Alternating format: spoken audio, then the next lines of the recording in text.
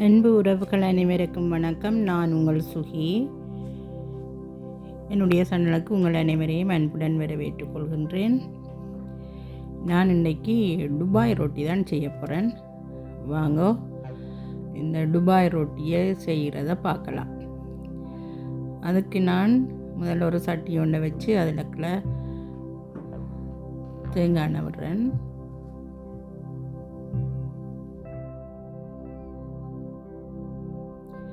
இந்த ரொட்டிக்கு நாங்கள் முதல்ல என்ன செய்ய போகிறோம்னா மரக்கறிகளை வதக்கி எடுக்க போகிறேன்.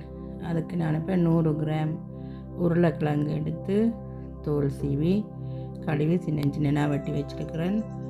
முதல்ல அதை போடுறேன். அடுத்தது சின்ன வெட்டி வச்சுருக்கிறேன் 100 கிராம் கேரட்,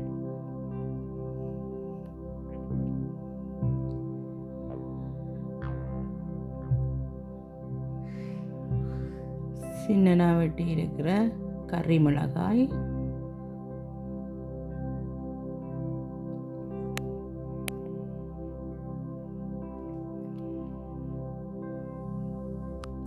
எல்லாத்தையும் சேர்த்து நல்லா வதங்க விடுறேன்.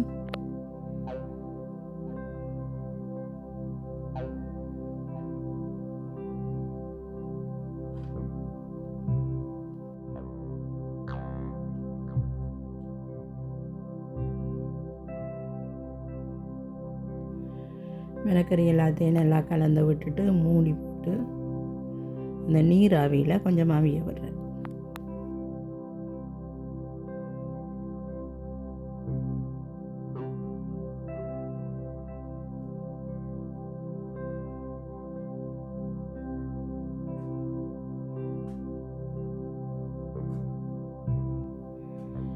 நம்ம மிளகறி அடி பிடிச்சிடும். நாங்கள் அடி பிடிக்காமல் கிளறி விடுவோம்.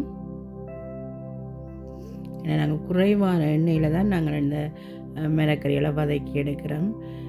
உருளைக்கிழங்கு டப்பண்டு அடி பிடிக்கும். ஆனபடியால் கைவிடாமல் கிளறி கொண்டே இருப்போம்.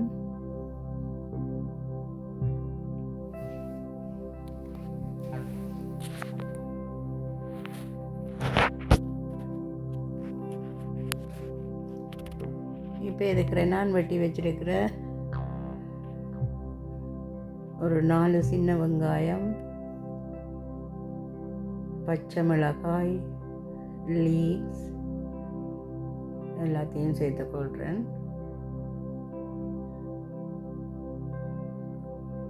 அதையும் எல்லாம் சேர்த்து வதக்குறேன்.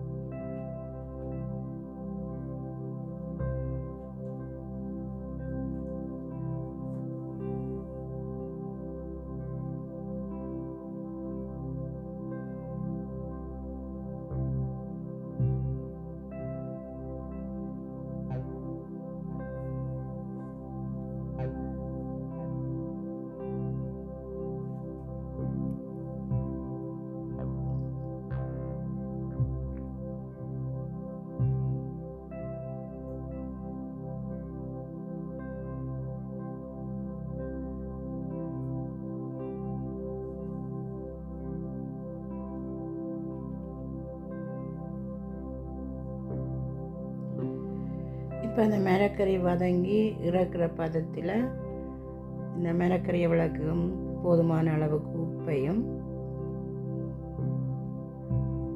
மிளகுத்தூளையும் சேர்த்து கலந்து விட.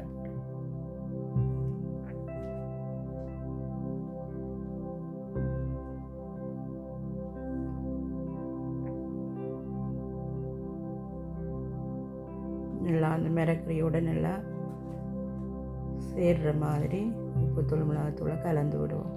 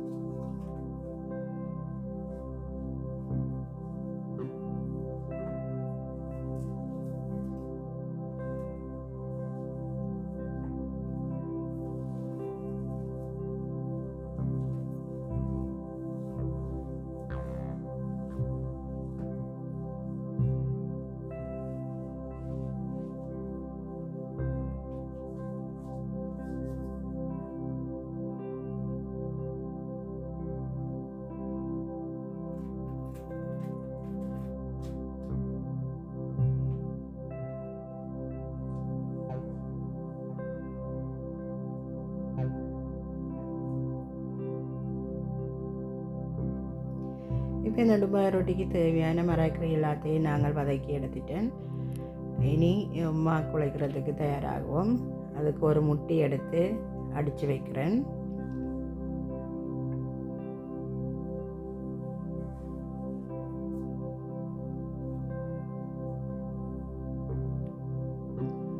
மூன்று கப் கோதுமை மா, அவிக்காத கோதுமை மா 3 கப் எடுக்கிறேன். அதையும் இந்த பாத்திரத்தில் போட்டுக்கொள்ளுவோம்.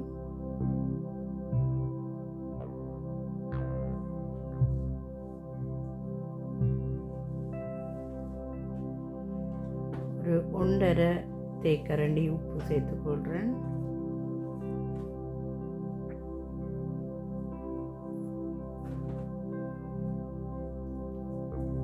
உப்பு மா ரெண்டையும் நல்லா கலந்து விடுவோம்.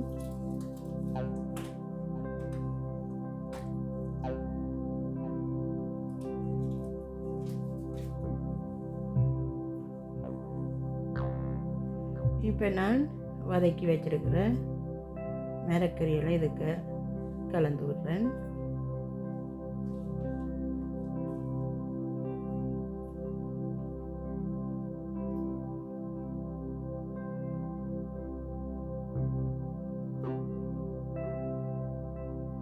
நல்லா மாவே மரக்கறியை நல்லா கலந்து விடுவோம்.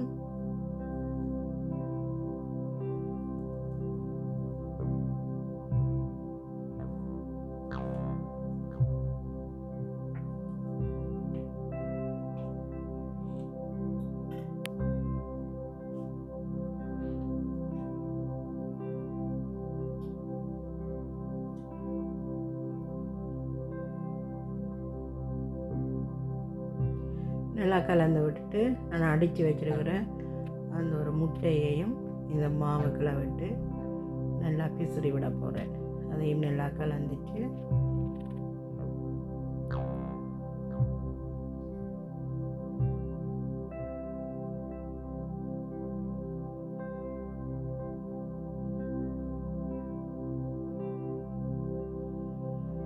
இனி இதுக்குள்ளே இந்த குழைக்கிறதுக்கு தேவையான அளவு தண்ணியை விட்டு நாங்கள் குழைச்சி கொள்ளலாம். வளமையாக நாங்கள் ரொட்டி எப்படி குழைக்கிறோமோ அதே அந்த ரொட்டி பதத்துக்கு நாங்கள் இந்த மாவை குழைச்சி எடுத்துக்கொள்வோம்.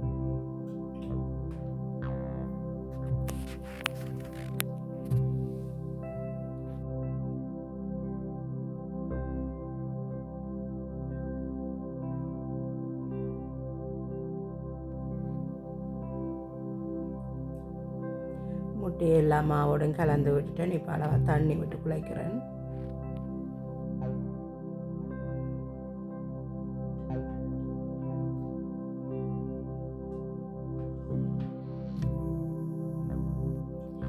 இந்த தண்ணியை நாங்கள் ஒரேடியாக விடக்கூடாது, கொஞ்சம் கொஞ்சமாக தான் விட்டு குழைக்கணும். ஒரேடியாக விட்டோம்னா நல்லா தண்ணி கூடிரும். அப்படி கூடினால் நாங்கள் மாவு சேர்த்து கொள்ளலாம். இருந்தாலும் நாங்கள் கொஞ்சம் கொஞ்சமாக விட்டு அளவாக குழைச்சி கொள்வது நல்லா. இப்போ பாருங்க, நான் எல்லா மாவையும் அப்படியே குழைச்சி எடுத்துட்டேன். சட்டியில் ஒட்டாமல் வந்திருக்கு பாருங்க.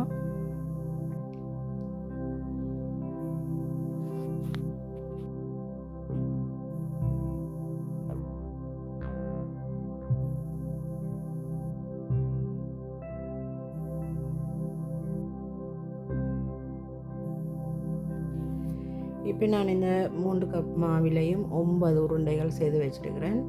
இனி இந்த உருண்டைகளை ஒவ்வொன்றாக தட்டி தட்டி தோசைக்கல்லில் போட்டு நாங்கள் சுட்டு எடுப்போம்.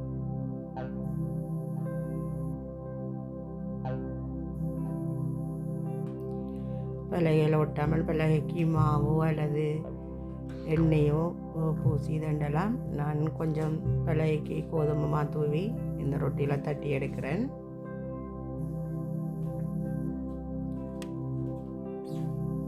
தட்டின ரொட்டியை தோசைக்கல்லில் போட்டாச்சு. மிதமான தீயில் 2 பக்கமும் மாறி மாறி திருப்பி போட்டு இந்த ரொட்டியை நாங்கள் சுட்டு எடுக்கணும். ஏன்னா நாங்களுக்கு மிளகறி எல்லாம் போட்டபடியால் நெருப்பு கூட வச்சோம்னு சொன்னால் டப்பண்டு ரொட்டி கருகிடும். மிதமான தீயில் வச்சு 2 பக்கமும் மாறி மாறி போட்டு நாங்கள் இந்த ரொட்டியை சுட்டெடுக்க வேணும்.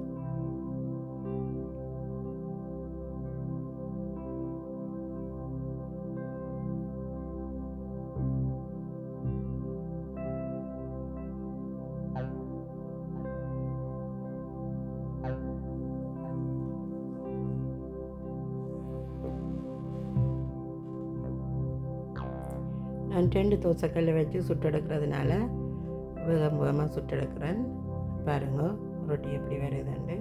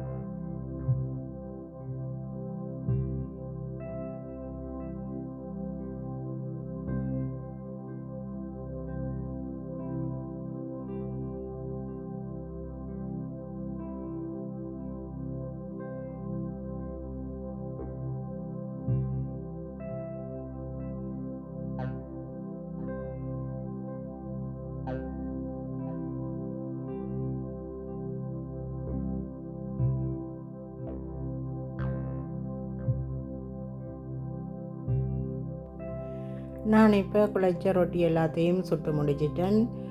பாருங்க ரொட்டி எப்படி வந்திருக்குண்டு. மரக்கறி விரும்பி சாப்பிடாத பிள்ளைகள் எல்லாம் இதை விரும்பி சாப்பிடுவினம். நீங்கள் அவைக்கு செய்து கொடுத்து பாருங்கோ. எப்படி உங்களுக்கு இந்த ரொட்டி வந்ததுன்றதை என்னுடைய கருத்து பட்டியலில் தெரிவிங்கோ. மீண்டும் இன்னொரு காணொளியில் உங்களை சந்திக்கின்றேன். நன்றி, வணக்கம்.